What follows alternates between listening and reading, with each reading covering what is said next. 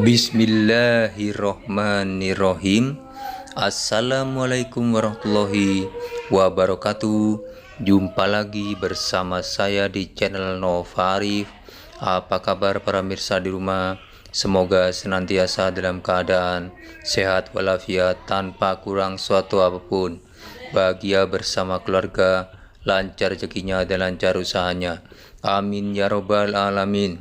Baik para sahabatku semua, bagi para penonton yang baru saja hadir maupun baru pertama kali melihat channel saya ini, jangan lupa untuk subscribe, like, dan komen untuk perbaikan maupun masukan-masukan mengenai channel saya ini, apapun itu, yang intinya untuk membangun dan memberikan efek positif bagi channel saya ini. Saya harapkan masukannya dan juga penyempurnaan ataupun masukan apapun itu yang sekiranya bisa bermanfaat untuk banyak orang, saya harapkan di sini. Baiklah, kembali lagi bersama saya channel Nova Arif. Kali ini saya akan bagikan video dari sahabat saya yang sudah hampir mencapai kepulihan 100%. Akan tapi beliau saat ini masih sering mengeluhkan masalah kebas yang ada di sekitar area wajah. Kebas ini memang sempat saya rasakan juga di kisaran waktu yang cukup lama, dikarenakan sampai saat ini pun saya masih merasakannya. Kebas ini sesuatu yang bisa muncul tiba-tiba dan hilang secara tiba-tiba. Ini yang saya rasakan, walaupun tidak permanen, akan tapi saya sangat mensyukuri dikarenakan demi hari sudah mulai berkurang yang saya rasakan. Saat ini untuk kebas di wajah, saya hanya merasakannya di bagian bibir sebelah kiri saja, sehingga apabila saya berbicara seperti ini ada terasa seperti menebal, akan tapi untuk rasa kebas yang sampai terasa kesemutan sudah tidak saya rasakan. Itu saya rasakan dulu pada saat awal, di saat saya awal-awal pasca serangan stroke. Beliau ini adalah sahabat saya yang selalu rajin berlatih dan sering melakukan konsultasi dengan saya dan berbagi mengenai cara dan terapinya. Beliau salah satu orang yang rajin melakukan latihan-latihan dan juga terapi, sehingga hasilnya pun bisa baik seperti ini. Lihatlah langkahnya, sudah tumit dulu yang menyentuh ke tanah. Langkah ini adalah langkah yang benar bagi seorang manusia normal, dan bagi seorang penderita stroke ini adalah pelajaran wajib dalam hal berjalan supaya hasil jalannya seperti langkah orang yang normal. Jadi apa yang kita lakukan ini, kita harus mencontoh apa yang bisa dilakukan oleh orang-orang yang tidak mengalami gangguan seperti kita. Langkah ini adalah langkah yang sangat baik, dikarenakan selain sudah bisa menggunakan sandal jepit, karena tidak semua penderita stroke bisa menggunakan sandal jepit dan berjalan seperti ini. Ini sudah sangat tampak sekali bahwa beliau sudah tidak mengalami suatu kesulitan dalam hal berjalan maupun menggunakan menggunakan sandal jepit.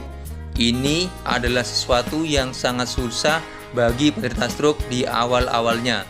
Saya sendiri sampai saat ini untuk berjalan tanpa alas kaki ataupun bersepatu, langkahnya akan bagus. Akan tapi apabila saya menggunakan sandal jepit seperti ini, langkahnya akan berubah dan kaki sedikit menyengkeram, dikarenakan konsentrasi pada jari-jari itu berpikir kita harus bisa menggepit sandal ini supaya tidak terlepas.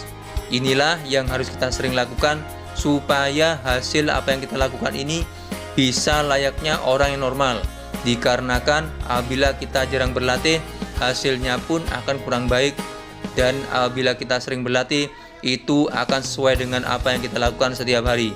Maka dari itu sering saya garis bawahi, berlatihlah dengan cara yang benar dan sesuai arahan dari fisioterapi.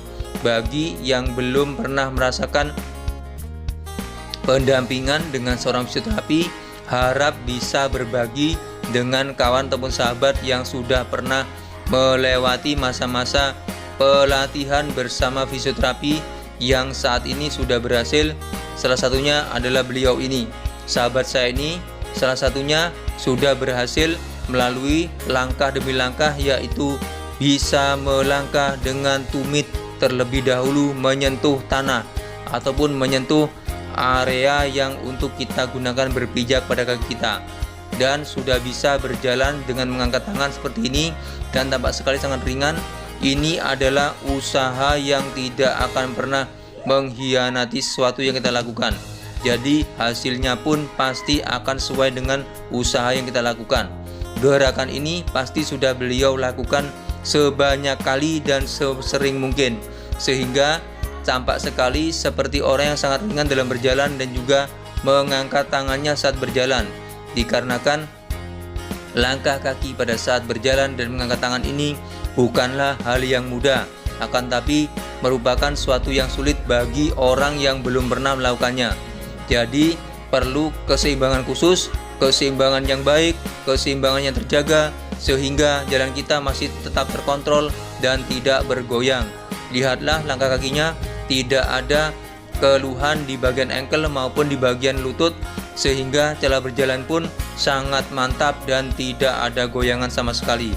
Inilah yang ingin saya bagikan, suatu hal yang positif bagi para penonton maupun bagi para sahabat semua penderita stroke dan keluarga, bahwa kepulihan stroke itu nyata, tidak hanya dicerita saja. Semua saya buktikan di sini.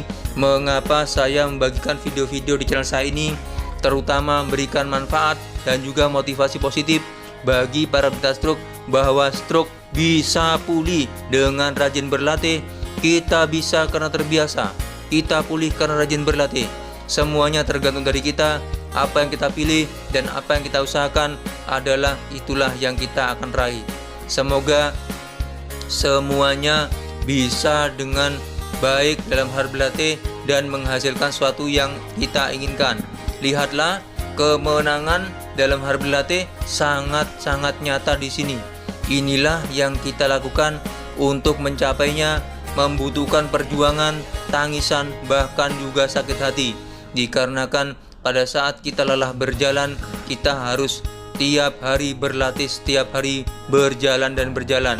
Untuk tujuannya menguatkan otot, tungkai, lutut maupun ankle kita, supaya pada saat kita bisa berjalan dengan baik, kita juga mampu melakukan gerakan-gerakan orang yang normal. Layaknya seperti ini, sahabat saya ini, beliau asli dari pulau luar Jawa, akan tapi pada saat terakhir beliau berada tinggal di kota Jakarta, sehingga pada saat dia sakit, dia berupaya untuk kembali ke tanah asal, yaitu di Pulau Sumatera, tepatnya di kota, saya kurang paham, akan tapi ini yang ingin saya bagikan, bahwa perjuangan untuk mencapai kepulihan itu nyata hasilnya bagi yang mau berusaha. Tetaplah bersemangat dalam hal berlatih, berpikir positif, hilangkan iri dan dengki. Semuanya akan merusak tubuh kita dan organ kita, karena apapun yang ada di pikiran kita akan masuk ke dalam tubuh dan pikiran kita. Semua itu akan merusak segala sesuatu yang baik dalam tubuh kita. Tetaplah pikir positif, jangan terlalu mengikuti apa kata hati, terutama dalam hal sesuatu yang negatif. Karena ini adalah sesuatu yang harus kita pelajari, bahwa Allah milih kita sebagai orang yang menderita stroke untuk diperbaiki dalam hal mental maupun dalam hal fisik. Kalau kita bisa memperbaiki fisik, insya Allah dalam hal kebaikan fisik pun kita akan meraihnya, dikarenakan dukungan dari apa yang kita lakukan, yaitu sisi positif dalam hal sisi mental kita. Inilah yang wajib kita ketahui, bahwa segala sesuatu harus kita perjuangkan dan harus kita kejar tanpa mengenal kata lelah. Semuanya ini demi keutuhan kondisi tubuh kita seperti sedia kala. Jangan sampai ketertinggalan ataupun rasa malas yang kita lakukan berdampak pada kecacatan tubuh kita. Sebenarnya bukan cacat, akan tapi kurang aktifnya tubuh kita dalam hal bergerak seperti layaknya orang yang normal. Baiklah, tetap semangat, stroke pasti bisa pulih. Amin ya robbal alamin. Kita bisa karena terbiasa, kita pulih karena rajin berlatih. Siap.